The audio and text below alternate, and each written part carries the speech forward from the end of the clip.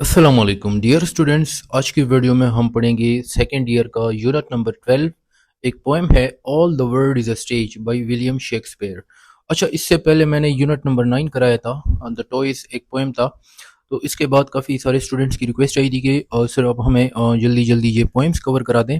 तो सबसे पहले हम ये 3 पोएम्स रहते हैं, इन पोएम्स को कवर करते हैं। उसके बाद जो इनकी एक्सरसाइजेज है वो उसके बाद करेंगे, ठीक है।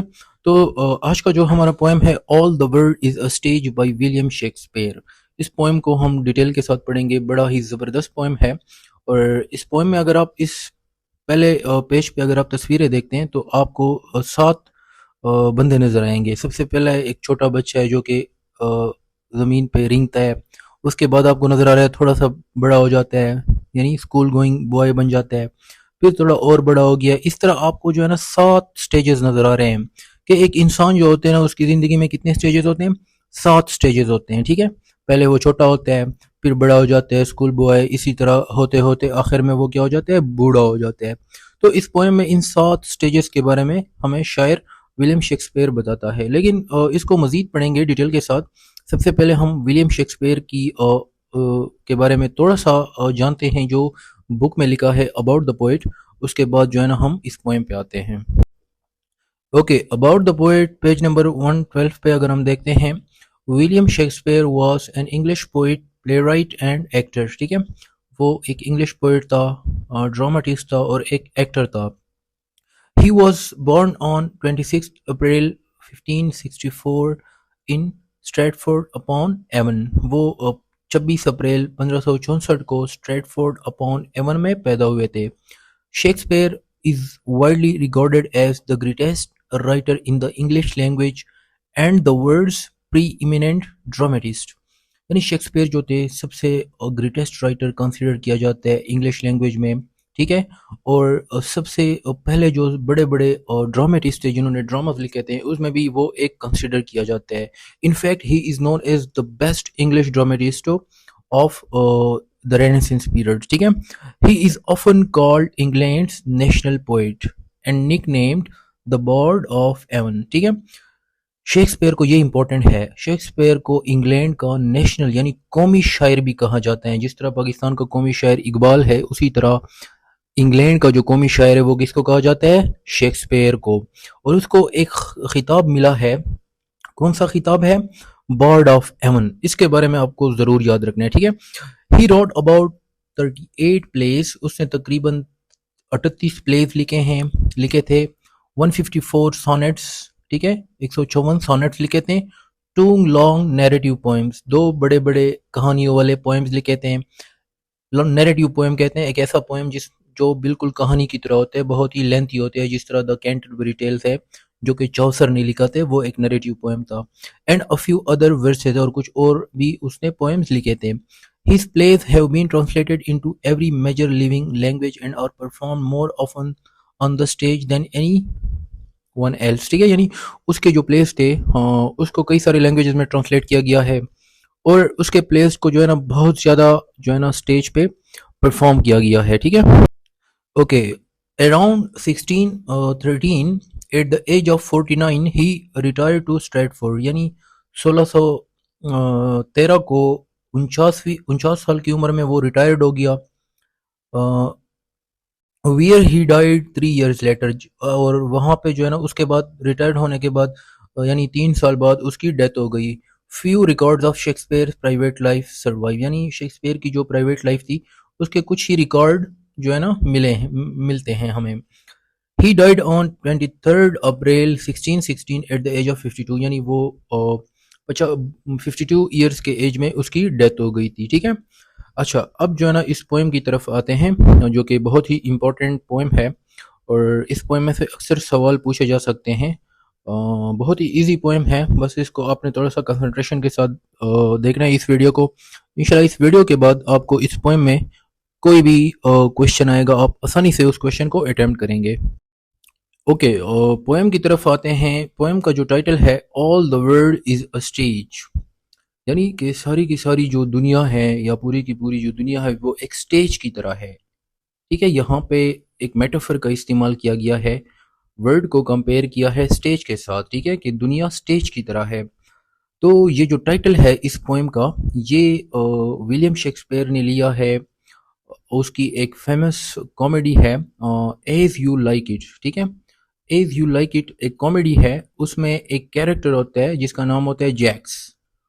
वो जो है ना उस प्ले में उसका एक मोनोलॉग होता है, यानी वो बात करता है खुद के साथ, उसके साथ कोई दूसरा कैरेक्टर नहीं होता, वो अपने आप से बात कर रहा होता है। और उसने जो है ना ये जो पोएम में जो कुछ भी लिखा है ये सारी बातें उसने उस प्ले में कही थी, ठीक है। यानी वो दुनिया को एक स्टेज के साथ कंपेयर करता है। और इसमें जो सबसे इम्पोर्टेंट चीज़ है वो शायर ये बताता है जो जैक्स होता है, या आप कह सकते हो कि विलियम शेक्सपियर है पोएट हो, लेकिन उस प्ले में जो स्पीकर होते हैं वो जैक्स होते हैं, ठीक है। वो जैक्स ये सारी बातें करते हैं, लेकिन असल में आप ये कह सकते हो कि ये सारी बातें शेक्सपियर की है, ठीक है। तो all the world is a stage, इसमें अगर आप देखते हैं तो शायर हमें क्या करता है, वो इंसान की ज़िंदगी के जो है ना वो स्टेजेस बताते हैं। वो कहता है कि इंसान की ज़िंदगी में जो है ना 7 स्टेजेस होते हैं। सबसे पहली स्टेज होती है वो बच्चा होता है, सबसे पहले जो पैदा हो जाता है, ठीक है। दूध पीता हुआ बच्चा होता है, इन्फेंट होता है। उसके बाद वो स्कूल बॉय बन जाता है जब वो स्कूल जाने लगता है, ठीक है। उसके बाद वो थोड़ा सा बढ़ जाता है, फिर वो लवर बन जाता है। उसके बाद वो सोल्जर बन जाता है। इसी तरह करते करते आखिर में वो क्या बन जाता है, 7 जो स्टेज होती है ना वो क्या हो जाती है, यानी आप कह सकते हो कि वो बहुत ज्यादा ओल्ड हो जाता है और बिल्कुल मरने के करीब हो जाता है, या आप ये कह सकते हो कि उसकी डेथ हो जाती है। आखिरी स्टेज उसकी क्या होती है, डेथ होती है, ठीक है। अच्छा, तो इस पोएम को शुरू करते हैं, रीडिंग करते हैं, फिर आपको बेहतर समझ आएगी। अच्छा, आपने यहाँ पे इन लाइंस को इग्नोर करना है जितने भी इधर लिखाई वगैरह की है, सिर्फ जो है ना इसकी मीनिंग पे फोकस करना है कि इस पोएम में हमें क्या लाइन बाय लाइन अपने इसको समझना है। पहला लाइन है, all the world is a stage and all the man and women merely players.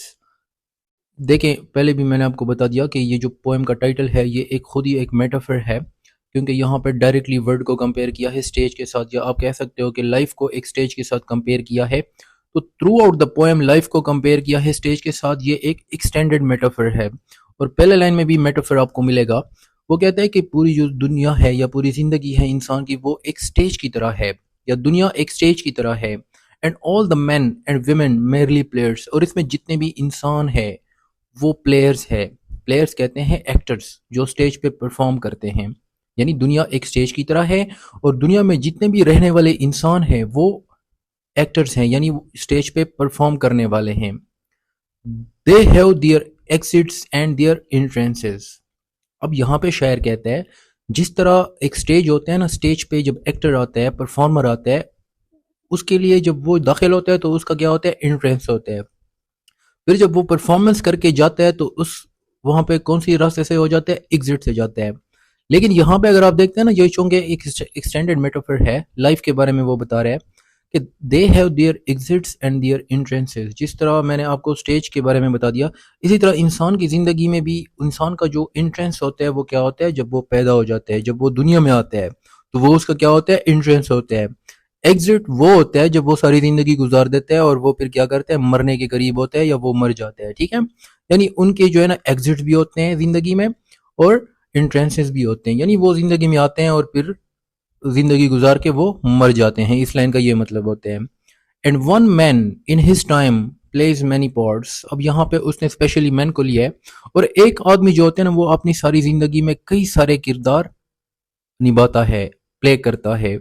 अब यहाँ पे वो उन 7 स्टेजेस की बात करते हैं ज़िंदगी की। सबसे पहले वो शुरू करते हैं कि जब इंसान पैदा हो जाता है, और पैदा होने से लेकर डिफरेंट स्टेजेस होते हैं, 7 स्टेजेस की वो बात करते हैं, आखिर में वो मर जाता है। तो इन 7 स्टेजेस की यहाँ पे बात हुई है। पहला पहला स्टेज यहाँ पे वो क्या कहता है, and one man in his time plays many parts his acts being 7 ages. यानी उसके जो किरदार है उसके 7 एजेस होते हैं, ठीक है। उसकी पूरी जिंदगी में क्या होते हैं, 7 एजेस होते हैं। एट फर्स्ट जो सबसे पहला स्टेज होता है वो कौन सा होता है, द इन्फेंट, यानी वो एक दूध पीता हुआ शेरख्वार बच्चा होता है। Mewling and puking in the nurses arms. Mewling का मतलब होता है इस तरह म्याऊ म्याऊ, जिस तरह बिल्ली की आवाज़ नहीं होती म्याऊ म्याऊ की आवाज़, उसको कहते हैं, ठीक है। प्यूकिंग का मतलब होता है उल्टी करना, यानी इन द नर्सेज आर्म्स जो शेरख्वार बच्चा होता है वो कुछ भी पीता है, कभी कभार दूध पीता है और उल्टी कर लेता है, ठीक है। यानी वो दूसरों के रहम करम पर होता है, वो टोटली डिपेंडेंट होता है दूसरों के ऊपर, यानी जो इन्फेंट होते हैं, ठीक है। तो ये वो स्टेज होती है। Then the winning whining school boy, फिर जो है ना वो एक स्कूल जाता हुआ बच्चा बन जाता है, ठीक है ना। दूसरी जो उसकी स्टेज होती है इंसान की ज़िंदगी की, वो स्कूल बॉय होते हैं, यानी स्कूल जाता हुआ बच्चा। वाइनिंग कहते हैं कंप्लेनिंग, जो कंप्लेन करते हैं, यानी हर हर चीज़ पे वो कंप्लेन करते हैं। विद इज सेशल, सेशल का मतलब होता है बेग को। And shining morning face creeping like snail unwillingly to school. अब यहाँ पे वो कहते हैं कि विद हिज सेशल, वो अपना बैग जो है ना वो उसके पास होता है। एंड शाइनिंग मॉर्निंग फेस, और सुबह के टाइम उसका जो चेहरा होता है वो चमकता है, ठीक है, जब वो अपना फेस धोता है स्कूल के जाने के लिए। क्रीपिंग लाइक स्नेल, और वो एक स्नेल की तरह रेंगता है, यानी जब वो स्कूल जाता है तो वो एक स्नेल की तरह रेंगता हुआ जाता है, यानी उसका दिल नहीं करता स्कूल जाने का, ठीक है। अनविलिंग टू स्कूल, यानी इसका दिल नहीं करता स्कूल जाने का, उसका मन नहीं होता स्कूल जाने का, यानी वो बहाने बनाता है। यानी इससे मुराद ये है कि इस एज में स्कूल बॉय की जो एज होती है, दूसरी स्टेज होती है इंसान की लाइफ में, इस स्टेज में वो क्या होता है, बहुत ही ज्यादा वो फ्रेश होता है। यानी यहाँ पे जो लाइन लिखी है ना, कौन सी लाइन है, शाइनिंग मॉर्निंग फेस, इससे मुराद है कि वो हेल्दी होता है। Creeping like snail and unwillingly to school, लेकिन वो क्या होता है, लेजी होते हैं। यानी इस स्टेज में शेक्सपियर क्या कहते हैं कि जो इंसान होता है स्कूल बॉय, इस स्टेज में जो लड़का होता है वो फ्रेश होता है, हेल्दी होता है, लेकिन वो जो है ना लेजी होता है, कामचोर होता है। एंड देन द लवर, और फिर एक थर्ड स्टेज आ जाती है जिस स्टेज में वो क्या करते हैं, आशिक बन जाते हैं, ठीक है। साइंग लाइक फर्नेस, साइंग का मतलब होता है गहरी गहरी सांसें लेना। लाइक फर्नेस कहते हैं, फर्नेस जिस तरह आपने भट्टी देखी होगी ना, भट्टी से धुआं निकलता है, तो यहाँ पे मुराद है कि वो बहुत मतलब कि जोर की आहें भरता है, क्योंकि उसने मोहब्बत की होती है, ठीक है, नाकाम आशिक होता है। विद अ वोफुल बैलेड, और वो एक सैड किस्म का, वोफुल कहते हैं सैड, बैलेड कहते हैं लव सॉन्ग, और वो एक सैड किस्म का लव सॉन्ग जो है ना वो गीत गाता है। Made to his mistress eyebrows, अपनी महबूबा की खूबसूरती पे, यानी इस थर्ड स्टेज में वो क्या होता है, इसको जरा फिर से देखें। एंड देन द लवर, और फिर वो एक आशिक, आशिक थर्ड स्टेज आती है जिसमें वो प्यार करता है।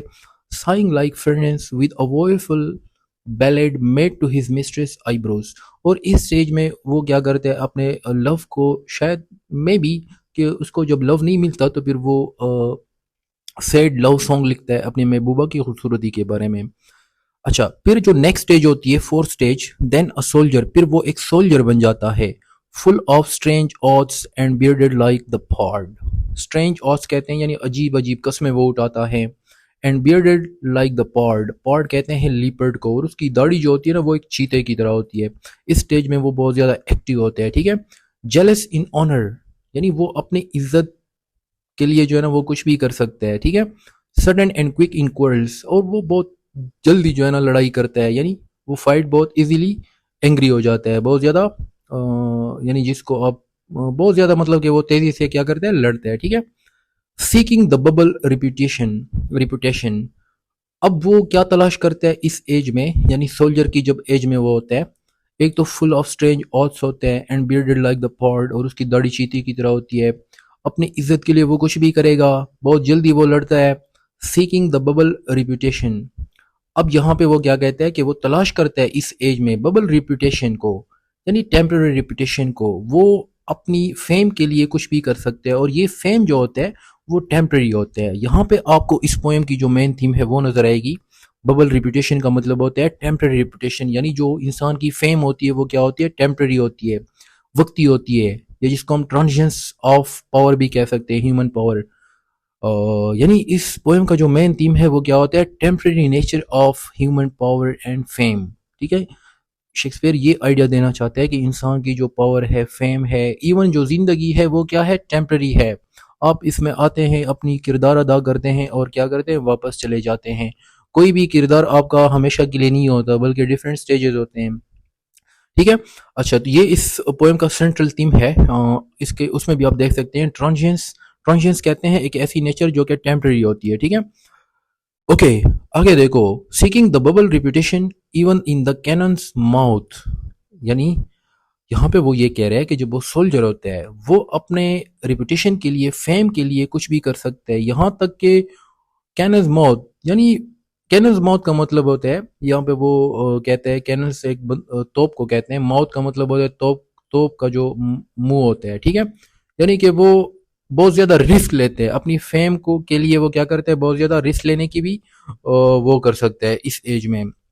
और फिर उसकी एक स्टेज आती है एंड देन द जस्टिस, और फिर एक ऐसी स्टेज आ जाती है जहां पे वो एक जस्टिस बन जाता है, ठीक है।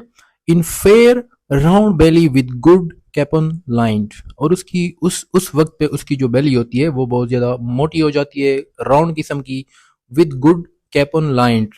और किस वजह से होती है, क्योंकि वो अच्छे अच्छे खाने खाता है, यानी इस एज में उसके पास पैसा आ जाता है और उसकी बेली भी थोड़ी सी मोटी हो जाती है, ठीक है। With I severe and beard of formal cut, और उसकी आंखें जो है ना वो सख्त होती है और एक फॉर्मल किस्म की उसकी बियर्ड होती है इस एज में, ठीक है। Full of wise sauce and modern instances, और इस एज में उसके पास विस्टम होती है, ठीक है। वो अकलमंदाना बातें करता है और ठीक है जदीद उसके पास एग्जाम्पल्स होते हैं हर चीज के लिए। And so he plays his part, और वो अपना किरदार अदा करता है।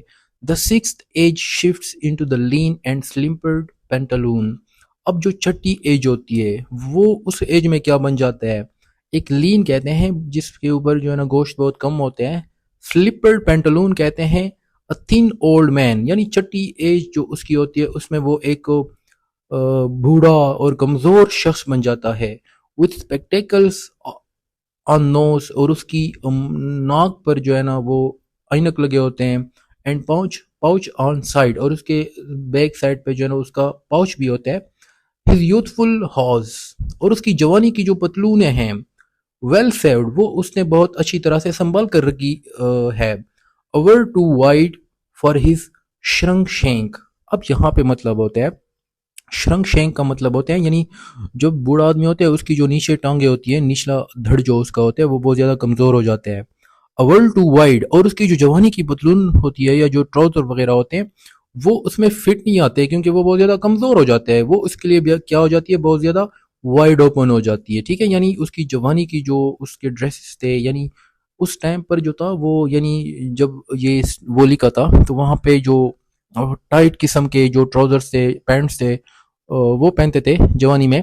लेकिन बुढ़ापे में वो क्या हो जाता है, वो जो टाइट उसके पैंट्स वगैरह थे वो उस पे क्या हो जाती है, लूज हो जाती है क्योंकि वो बहुत ज्यादा कमजोर हो जाते हैं, ठीक है। अच्छा, and his big manly voice, और उसकी जो आवाज होती है वो बहुत ज्यादा भारी हो जाती है। मैनली वॉइस का मतलब होता है जिसकी बहुत ज्यादा रिस्पेक्ट की जाती हो, जिसकी वैल्यू हो। Turning again toward childish treble pipes, और वो फिर दोबारा उस यानी जो जब जिस स्टेज में वो बच्चा था, यानी वो दोबारा अब बच्चे वाले स्टेज की तरफ जा रहा होता है। यानी बुढ़ापे पे इंसान जब जाता है वो शेक्सपियर के मुताबिक तो दोबारा वो बच्चे की तरह बन जाता है। ट्रेबल का मतलब होता है नहीं, उसकी आवाज़ बहुत शार्प हो जाती है, जिस तरह बच्चे की आवाज़ तेज़ होती है उसी तरह उसकी आवाज़ भी तेज़ हो जाती है। Pipes and whistles in his sound, और उसकी आवाज़ में जो है ना सीटी आती है, यानी बूढ़े आदमियों को मोस्टली जो सीने होते हैं, चेस्ट होते हैं, वो ख़राब होते हैं जब वो बात करते हैं या सांस लेते हैं तो उसकी में जो है ना सीटियों की आवाज़ आती है, या तो उसको अस्थमा होता है या फिर सीओपीडी होता है, इस तरह के डिजीजेज होते हैं इस एज में, तो इसलिए उनकी जो सांस होती है ना उसकी बीमारियां भी लग जाती है, यानी उसकी जो हेल्थ होती है वो क्या हो जाती है, डिक्लाइन हो जाती है। इन लाइनों से ये आपको सजेशन मिल रही है। लास्ट सीन ऑफ ऑल, और जो सबसे आखिरी स्टेज होता है, सेवन स्टेज होता है, that ends this strange eventful history, अब जो आखिरी स्टेज होता है उसकी ज़िंदगी का, जो कि इस पूरी अजीब किस्म की जो तारीख होती है उसकी ज़िंदगी का, उसको ख़त्म कर देता है। इस second childishness and mayor oblivion, वो जो होता है ना वो एक ऐसी स्टेज होती है जिसमें वो बिल्कुल जिस तरह एक दूसरा बच्चा बन जाता है, और वो उसकी जो पूरी की पूरी जो जवानी है, वो सारी चीज़ें हैं जो उसने कारनामे किए हैं, वो सारी चीज़ों को बुला देता है, ठीक है। Sans teeth, sans eyes, sans taste, sans everything, यानी हर चीज़ उससे, उसकी हर चीज़ ख़त्म हो जाती है। सेंस सेंस का मतलब यहाँ पे होता है विदाउट, यानी without teeth, without eyes, without taste, without everything, उसकी दांत भी ख़राब हो जाते हैं, आंखें की जो रौनक है वो भी चली जाती है, उसका टेस्ट भी ख़राब हो जाता है। सेंस एवरीथिंग यानी, और हर उसकी हर चीज़ जो है ना वो क्या हो जाती है, डिके हो जाती है। यानी ये स्टेज जो होती है ना, ये डेथ वाली स्टेज आप कह सकते हो कि उसके बाद उसकी डेथ हो जाती है, ठीक है। अच्छा, ये तो था इस पोएम का जो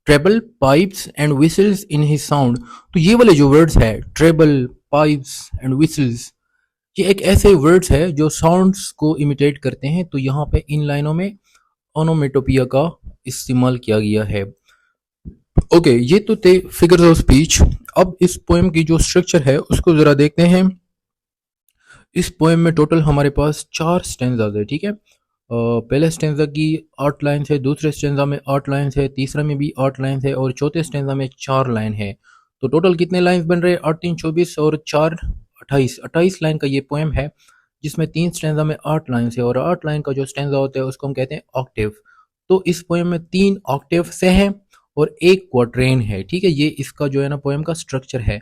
और ये जो पोएम है इसकी कोई राइम स्कीम नहीं है, तो इसको हम कह सकते हैं कि ये एक ब्लैंक वर्स में लिखा गया है, यानी उस अनराइम्ड आयम्बिक पेंटामीटर भी हम इसको कहते हैं, जिसकी कोई राइम स्कीम नहीं होती, फिक्स्ड राइम स्कीम।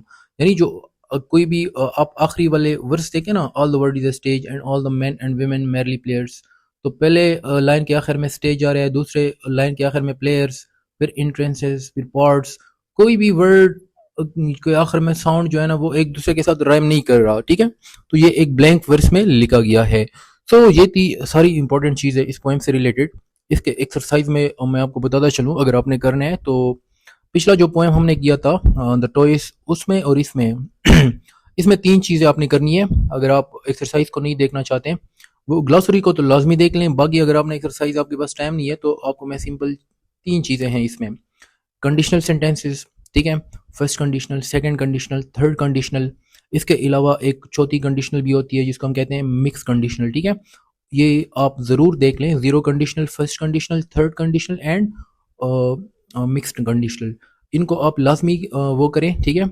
इसके अलावा और जो इसमें टॉपिक है वो है kinds of sentences on the basis of structure, simple sentence, compound sentence, complex sentence and compound complex sentence. तो ये 2 टॉपिक्स आप लाजमी करें इन 2 यूनिट्स के में जो है ना, बस यही इंपॉर्टेंट टॉपिक्स है और कुछ भी नहीं है, ठीक है।